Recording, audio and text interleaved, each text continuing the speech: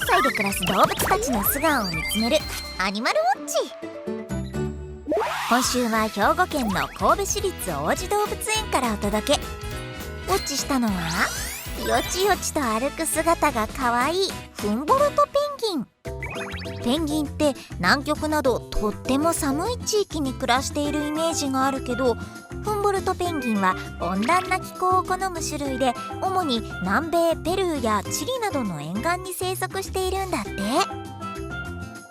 野生では生息数が減っており、絶滅危惧種に指定されているフンボルトペンギンですが、日本の気候や飼育環境がマッチして、今や全世界の個体数の中で日本が一番多く飼育していると言われています。水中ではまるで飛ぶように泳ぐフンボルトペンギン。